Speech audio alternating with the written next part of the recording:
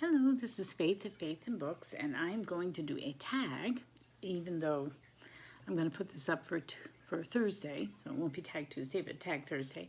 And I have seen this tag at Jay Shay's and at Christina at Knitting Books, etc. And it was originally created by Mark at Book Time with Elvis, and it is the Around the World in 8T prompts tag, which is a cute play on, around the world in 80 days. Anyway, so I will link below to the originator, Mark at Book Time with Elvis.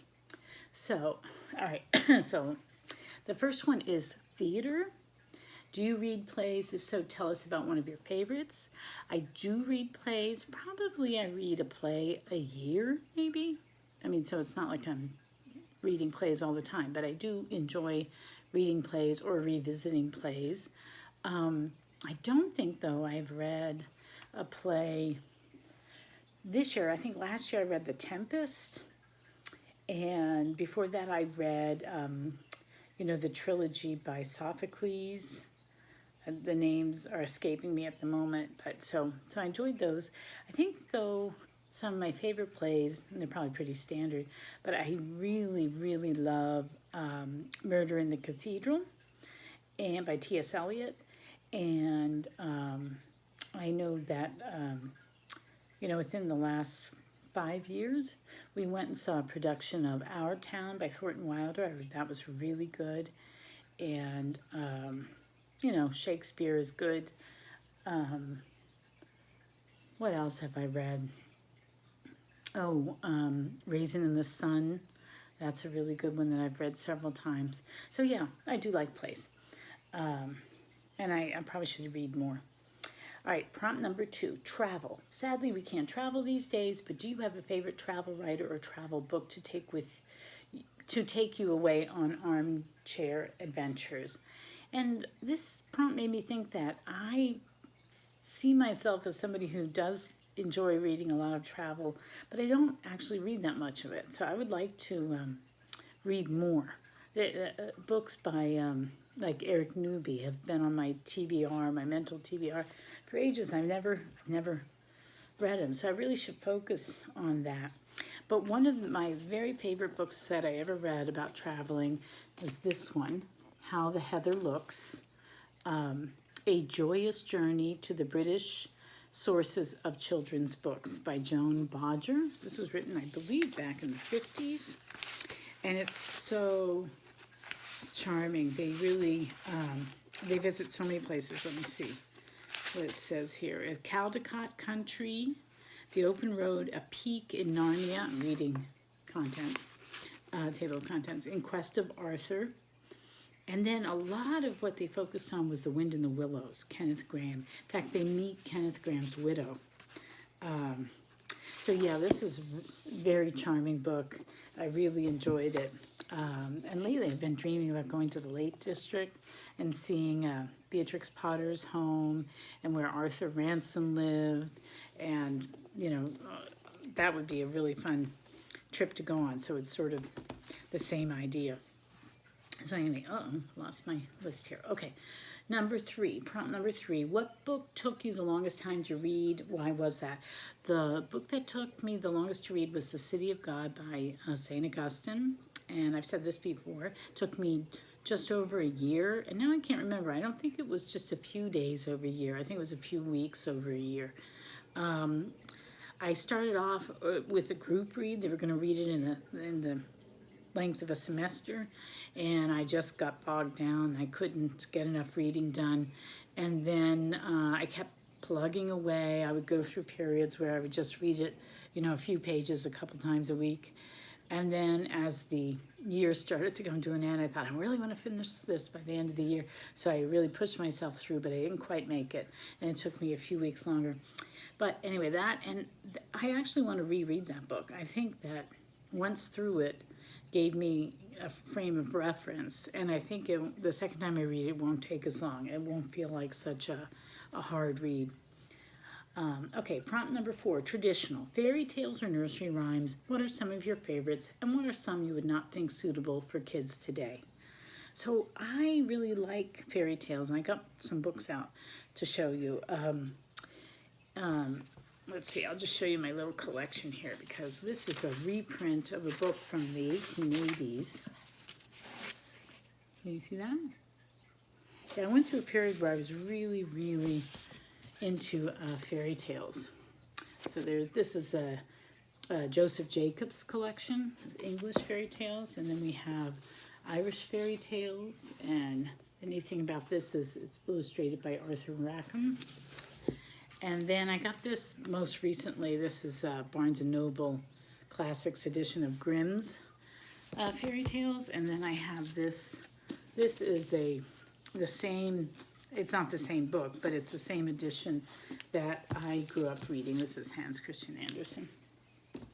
And somewhere I have the first book in Andrew Lang's series of fairy tales. I have the blue book, I think is the first one. They're all named after different colors.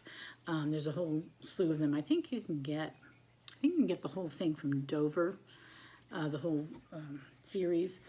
But I think also maybe the Folio Society or somebody who prints really beautiful books. I think they also have a collection of those.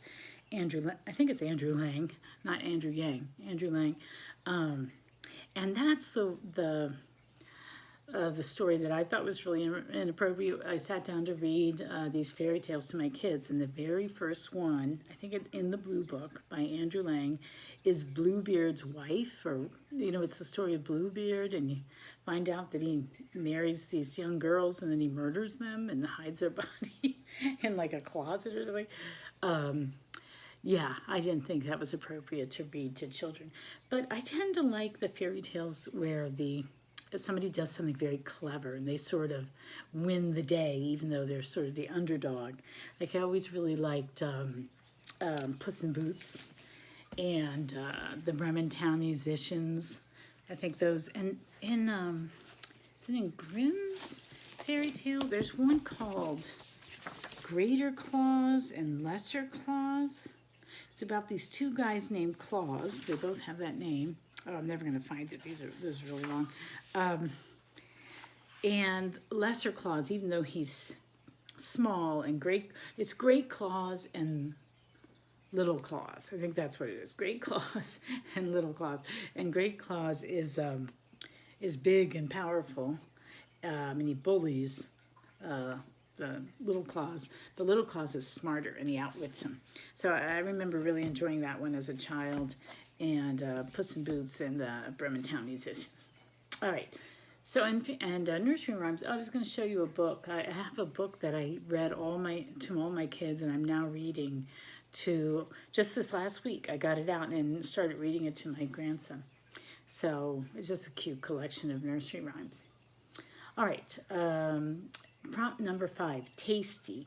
Food, glorious food. What are some of your favorite books about food?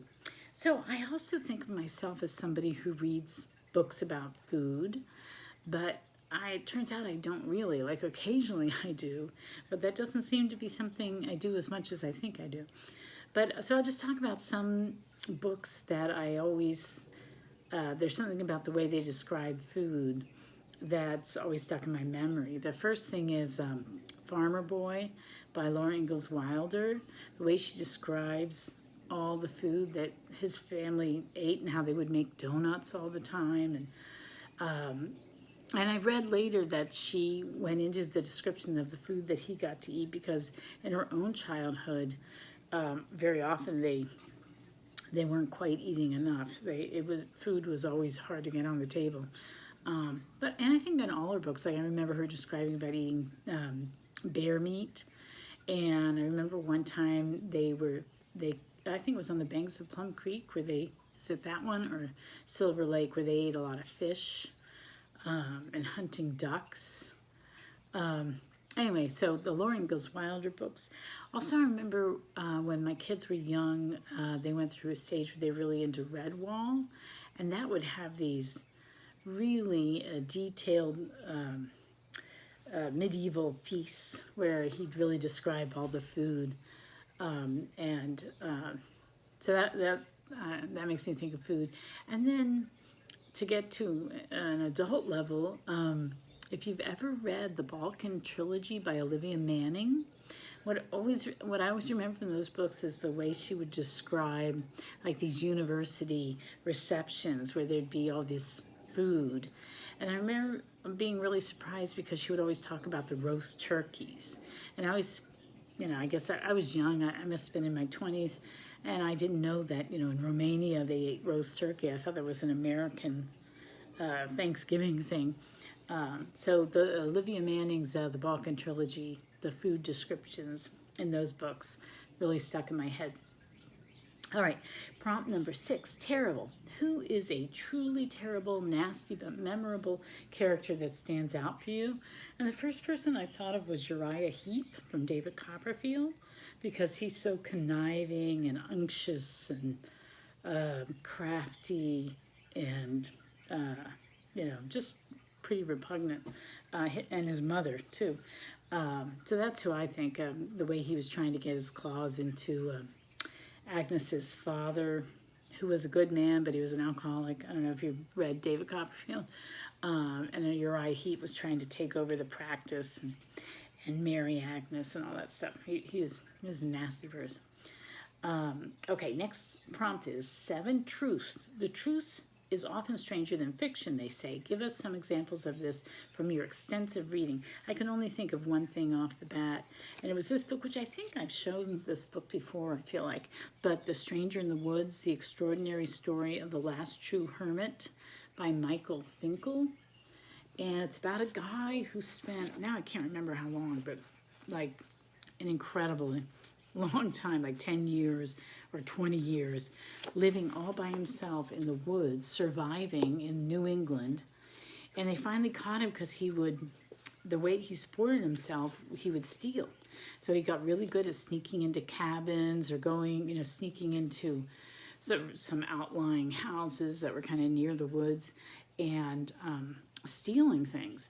And there was a camp there for special ed or disabled kids or something, and he would go in and steal from that. And they finally caught him after years. And he was, mentally, he was, I guess, schizoid, so he didn't connect with other humans. And it's a very interesting story of how he survived those winters and his thought processes and how they figured out the mystery. So I found it a really gripping read, The Stranger in the Woods. So, all right, and then the last tag, prompt number 8, says tag. Make up an 8th prompt, direct it to those you wish to tag. Please stick to the theme of tea. So Jay Shea said Anthony Trollope, I think he said like your favorite series, like Anthony, or your favorite author. Now I'm not sure how he spun that, but so that's what he did. I think Christina had the prompt teleport, and I can't remember that either. I'm sorry, but both of you. But I sort of was tempted to say theology, because I like theology. So your favorite theologian, maybe. But if you don't want to do that, if you're not into theology and you want to do this tag, maybe I was thinking also time travel. So, because recently I read the book Kindred that involved time travel, and I was just talking to one of my sisters, and she's daydreaming about going to Scotland. They're planning a trip, and when they can get, when COVID allows for this. And she's read that. She was into the Outlander series, and that's time travel as well. So I was thinking time travel. Think of your favorite book that involves time travel in some way. And I think I'm going to just tag 2 people, but have an open invitation to anybody to do this tag if you want. I'll put all the prompts below. But I'm going to tag by name Linda, the book lady, and the book zealots. to see what they have to say, unless they've done it already. I'm not up on everybody's channel like I should be. So if you've already done it, then, you know. But also I invite anybody to, if they want to, as kind of a fun tag. So I actually do some real thinking. And I realized I want to read more travel books, and I want to read more books about food. So, all right. So that's it for me. You know, enjoy yourself if you do this tag. And thank you to Mark for being such a good tag creator. And I guess I'll talk to you later. I hope you're doing well, and happy reading. Bye.